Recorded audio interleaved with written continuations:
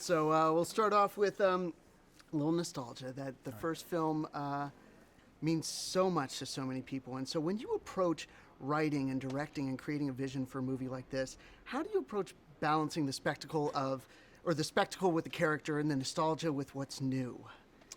I don't know. It was a series of instincts, and I was constantly pushing back against that desire to make it a fan film, to pull in all of the things that we love from those earlier movies, because there is an inherent satisfaction in that.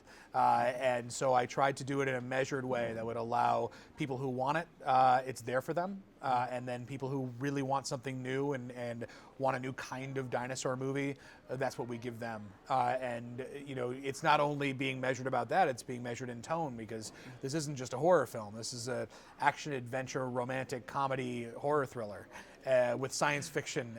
And so there's a lot of elements at play, and to be able to balance all of those things in something that has a consistency to it is a great challenge for a filmmaker, both from a writing and a directing standpoint. And you have those human moments. They're very real human stories, which the script, for some spectacle movies, some people would say is better than any right for it to be, but it has the human stories behind it.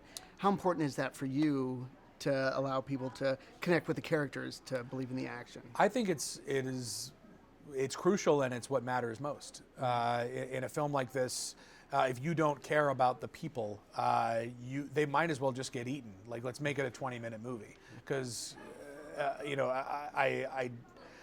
I feel like these characters, for each of us, for everyone in the audience, this movie has to work for people from 8 to 80 for it to be the movie I intended to make. And therefore, everyone needs to identify with a character, see a little bit of themselves in that person, and that's what will allow them to feel fear. And if we don't have people that feel like somebody or somebody that you feel you can at least relate to, you're not going to be scared. I don't know if that's a real equation, but that's what made sense to me. Yeah. And one of the germs of the idea came from Steven Spielberg saying the park is open. Mm-hmm. And here we see a full operational park. And as you've got this treasure trove of ideas and new concepts in the film, what attraction is your favorite? What attraction would you want to go to if you were going to Jurassic World?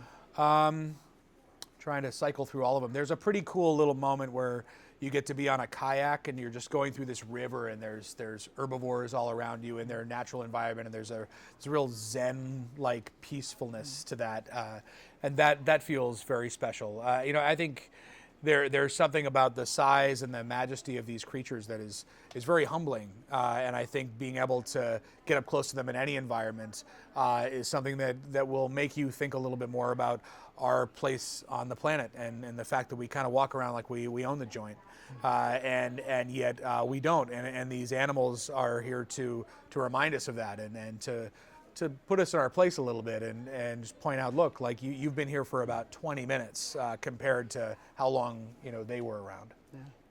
And something that the film leaves you feeling a whole lot with the wonder and awe and spectacle. What do you want audiences to experience in this film?